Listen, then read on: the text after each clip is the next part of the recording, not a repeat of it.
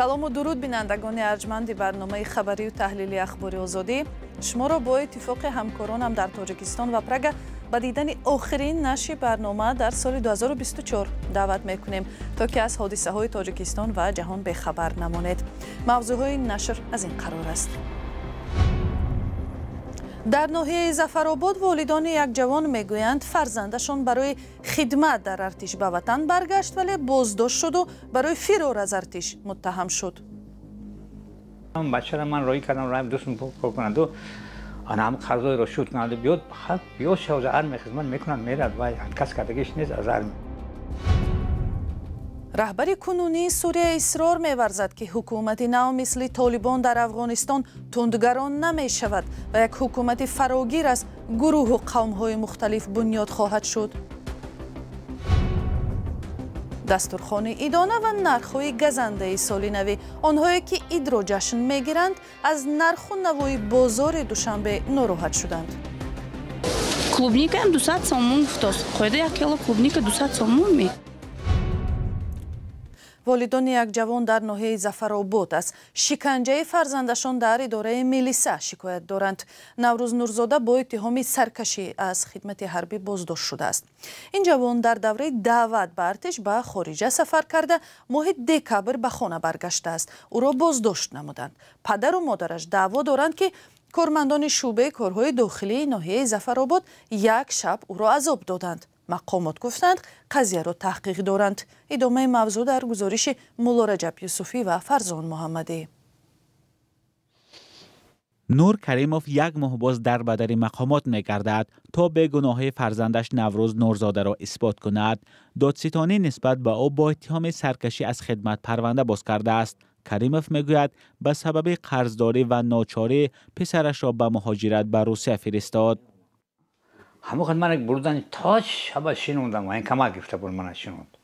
бачаат ёфта биёр. ман гуфтам бачаам рафтааст нестай. агуҷо мегӯд инҷо вай кардем гуфтам нума шез инҷа рафтаги нест ҳиҷоб мегӯяд гуҷо бачаат рус кардагист ёфта биёр. ман аз гуҷо ба мо худам мусифед охир. қаз дунё будем кредит дар дари хона омадаги боварам 20 000 кредит гирифтем. мо ҳамин тӯл расход кардем. замин ба қазор шудем будем 4 сола заминамон ягон меда об нест замино пол нест. налог ба қазор шудем замин ба қазор шудем. шароити ҳари зиндагимон пасшидамон. ман гӯштам бачаро ман роҳӣ кардам раим дӯстм кор кунаду ҳам қарзоиро шуд кунаду биёд шавз армия хизмат мекунад мерад ва кас кардагиш нест аз армия. шарҳи расмии мақомот феълан дастрас нест. ба нақли пайвандон Наврӯз Нурзода рӯзи 8 декабр бо хоҳиши худ ба Тоҷикистон баргашт ва ӯро дар гузаргоҳи марзӣ дастгир карданд. онҳо аз қавли писарашон ки ҳоло дар боздоштгоҳ аст ҳодисаро чунин нақл карданд. ё ҳама адел қапи ҷайшама байба ойбекба аз гузаргоҳ писартона боздошт боздошт кардем. рост ба шӯъбаи корҳои дохилӣ дохилӣ ин хуҷанд хуҷанд ва Зафаробод бурдан шуд. Зафаробод бурдан чива гуфтем мо хабар надодем гуфтем то саралата кӯб кардан шуд бачара. лати кӯб кардан шудам. об гуфтам об нада тагаш ба об задем ман ҳама азоб кӯбай бачара додам. вай гуноҳ надорад хой бачаи ман охир вай армия омадаги агар хизмат кунӣ намехост агар вай намеомад. манам дида будам аш рафтам гирифт ки очег بسیار لط کوبم کردم شب پیدنم گفت فوتبال بارین این طرف اون طرف این طرف یک تاش این طرف میزندم بویش با این طرف میزند رادیوی آزادی در این باره به دفتر مطبوعاتی وزارت کارهای داخلی تاجیکستان مراجعت کرد. نمایندگان این نهاد گفتند مسئله را آموخته سپس شرح می‌دهند. یک نماینده این وزارت با شرط فاش نشدن نام گفت بعضی از والدان می‌خواهند با دعوای شکنجه پسرشان را از جوابگری آزاد کنند. وکیل مدافع نوروز نورزاده به دادستانی ولایت سوغد مراجعت کرده است تا رفتار مأموران میلیسای ناحیه ظفرآباد را تحقیق کند. مراجعات ها پیشنهاد شده بودند سنه 17 دکبر و 23 دکبر. نورزاده شکایت دارد به امین جنبیدنی جوغ و از جانب من هم همچون مایدگر درخواست پیشنهاد کرده شد که از معاینه طبی وابسته به شکایت هایی که دارد گذرانده شود. تا امروز ما انتظار جواب گذراندن اکسپرتیزی طبی می باشیم. این کمیس داجی نگذشتگی فرشی من هم خیلی کردن است. فرزند این خانواده با اتهام فرار از ارتش در بازداشت است و به او جریمه یا تا 2 سال زندان تهدید میکند. این ساکنان ناحیه ظفرآباد تلاش دارند تا ثابت کنند فرزندشان از خدمت نگریخته است. میگویند یک پسرشان خدمت حربی کرده است. آنها حالا یک طلب دارند. مقصدشون اینا همین خوبه چه میکنی وای زندانی کرده چه میکنی وای بچه یک گونه آدم کشتگیش نه دزدی کردگیش نه یگون وای کردگیش نه وای خدمت به اومد اگر نمی اومد وای نمی اومد اگر وای نمیشد اومد خودش پای خودش اومد بیت خودش کرده یک تینگ هم گفت از خود کردگی نه خودش من میرم مال دو خدمت کرده میبرم اون قبیله محکمش کرده من هم خدمت خوب کردم. شکایت ها از شکنجه در تاجیکستان سالهای گذشته ثبت شده است. در بعضی موارد کارمندان نهادهای قدرتی برای شکنجه جزا میگیرند اما در حالتهای دیگر کسی مجازات نمی شود. مولا رجب یوسفی، فرزان محمدی، رادیوی آزادی. سقوط حکومت بشار اسد و تغییر قدرت در سوریه یکی از تحولات مهمی بین المللی در سال 2024 گردید. وقتی جنگجویان روز 8 دکبر دمشق را اشغال کردند، حکومت طالبان در افغانستان آنها را تبریک نموده باور داشتند که تحریر شام و گروه‌های همراهش حکومت مستقل اسلامی به مثل طالبان بنیاد می‌کنند. اما با گذشت چند هفته حاکمان اسلامگرای گروه هیئت تحریر شام تلاش دارند از طالبان افغانستان فاصله گیری کنند. این گروه وعده داد که حقوق زنان به تحصیل و کار رعایت می شود و در سوریه حکومت عبارت از نمایندگان مختلف سیاسی و قومی سری کار خواهد آمد. همکارم طاهر سفر برای بررسی این موضوع با ما در استودیو است. طاهر سلام. آیا امیدواری طالبان در سوریه تطبیق شد و چی مانندی یا فرقی بین این دو گروه هست؟ بله خیرامان، تحریر شام که امریکا و اتحادیه اروپا را سازمان تروریستی می‌دانند بعد از گرفتن حکومت در سوریه نشان دادنی است که شیوه حکومتداریش از شیوه مدیریت طالبان در افغانستان فرق می‌کند. رهبر گروه احمد شر که پیشتر با نام ابو محمدی جولانی مشهور بود گفت که به فرق از برخورد افراطگرانه طالبان مثلا به حقوق زن از سیاست معتدل و مصالحه ملی کار می‌گیرد و با جامعه جهانی رابطه برقرار می‌کند. طاهر می شود مشخص‌تر درباره حقوق زنان گویم حاکمان نو سوریه چی وعده دادند؟ بله خیرامان، احمد شر گفت که حکومت او به زنان امکان می‌دهد تحصیل کنند. به قول وی در شهر ادلیب سوریه که 8 سال تحت نظارت تحریر شام بود 60% دانشجویان دختران و زنان هستند. احمد شر همچنین افزود که زنان مسائل را مجبور نمی‌کنند که حجاب پوشند، اما بعد این نکته هم گفته شود که تحریر شام آزادی پرهیز زنان را جانبداری نمی‌کند و محدودیت‌های گوناگون را برای آنها پیش بینی کرده است. سخنگوی تحریر شام گفت مسئله قبول زنان به مقامات دادگاهی را اول باید کارشناسان تحقیق کنند. موقع وی درباره کار زنان و پارلمان و حکومت در سوریه هم چنین است. طوری می‌دانیم طالبان سال 2021 یک ماه بعد از اشغال کابل تحصیل دختران از صنف ششم بالا را منع کردند و همچنین دختران را از حق تحصیل در دانشگاه کاملا محروم ساختند. بله. جامعه جهانی بیش از 3 سال باز حکومت طالبان را در افغانستان اعتراف نکرده است و یک طلب اساسی رعایت حقوق مردم و تشکیل حکومتی فراگیر با شرکت نمایندگان قوم و گروه‌های مختلف است. تحریر شام در این مورد چی برنامه داشته است؟ تا این دم گروه تحریر شام رهبران حکومت موقتی را فقط از حساب اعضای خود انتخاب کرده است.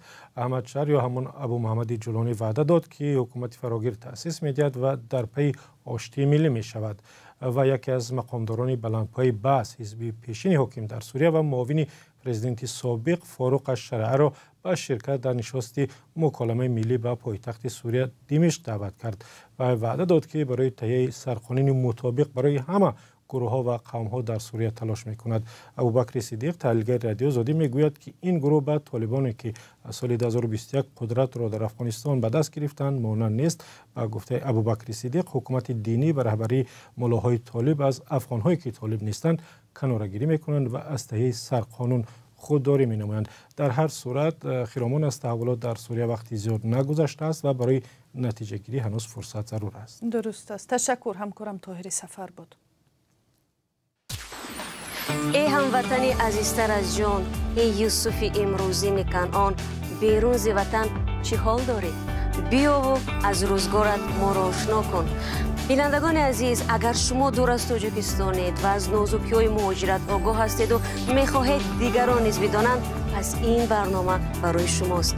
روزگار مهاجر، مطابق شوی به محیط نو، قصه‌های انسانی و سبق‌های حیاتی.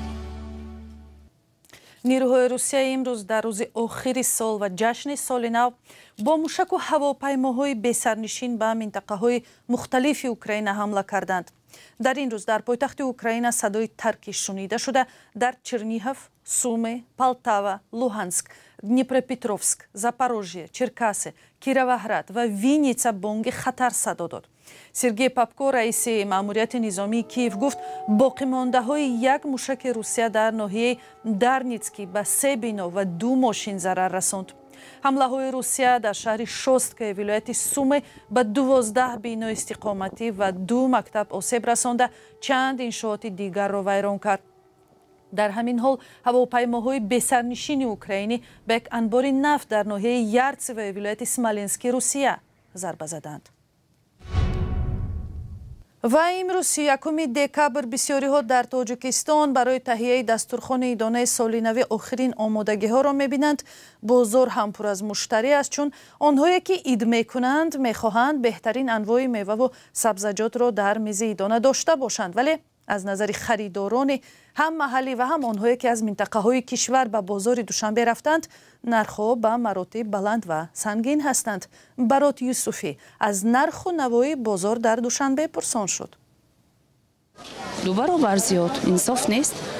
پروینه جمعیوا ساکن شهر خوجند شکوه دارد که در عرفه عید سال نو میلادی نرخ محصولات به خصوص میوه ها در بازارهای دوشنبه و خوجند به طور قابل ملاحظه بالا رفته است. 1 کیلو انگور 130 سوم شد. میگم کجا؟ من 1 کیلو و 1 تونم چی میگن؟ Клубника им 200 сомон гуфтост. Қоида 1 кило клубника 200 сомон ми.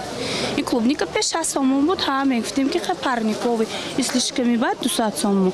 Беҳад нархи қимат кардишти, аммо розӣ нестим айн нархо. این بانو و دیگر مهمانان پایتخت در مقایسه نرخ‌های دوشنبه و منطقه‌ها میگویند اونجا هم قیمت شدگی، اونجا هم قیمت شدگی و به طریق دوشنبه نه. دوشنبه سلیش کم نرخ و قیمت. دیگر من نپرسیدم اینمی او و شخص اینمی او من در دهاتو همین 12 سمت دمو درجه 13 سمت. باید اگه ارزون بود. کنش اینجا جوی آبتویشه مردم اینجا میبره. هرچند برخی از تاجران میگویند نرخ‌ها در عرفه سال نو تقریبا تغییر نیافته است و شکایت بعضی از خریداران از گرانی‌ها بی اساس میباشد. خانم چی خیلی بود، خیلی مسئله تغییر نفته خیلی. مثلا نمون مندری نگفتی که چند است؟ این چیلی صدا کنم. اینه که خریدارا میگن که نرخ‌ها بلند شدگی است هر سال نو. خیلیش قیمت داشته خیلیش ارزون شده بزرگ خیلی. شماش خیلی است بارش. چی هم 40 فروخته است، هم 40 هم 35 بدم 35 میسال. ایش هم 15 بود 15. واسه هم خیلی اینمی اناناس ماندارین هم خیلی نرخوش. اینه که میگن در سال نو قیمت شده است. نه دروغه. شکایت ها از گرانشوی نرخ مال و محصولات خصوصا محصولات نیاز اول در تاجیکستان در عرفه عید و جشن ها زیاد صدا می دهد. هرچند مقامات در این روزها یارمرکه و نمایشگاه های فروش محصولات برگزار می کنند، اما ساکنان چنین تدبیرها را برای پیشگیری از بالاروی نرخ ها مؤثر نمی دانند. بینندگان ارجمند، با همین نشر آخرین برنامه خبری و تحلیلی اخبار آزادی در سال 2024 به انجام می رسد و دیدار نوبتی ما در سال نو 2025 روز 2 ژانویه خواهد بود.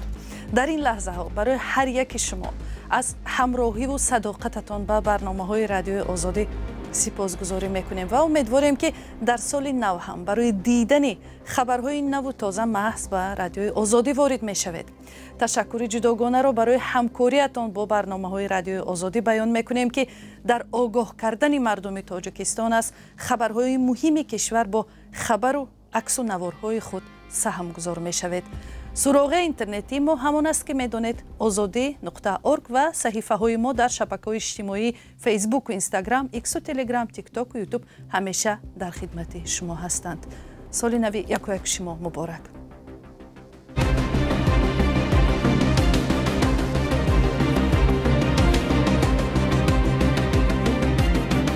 Liberty, Praha. This is Radio Free Europe.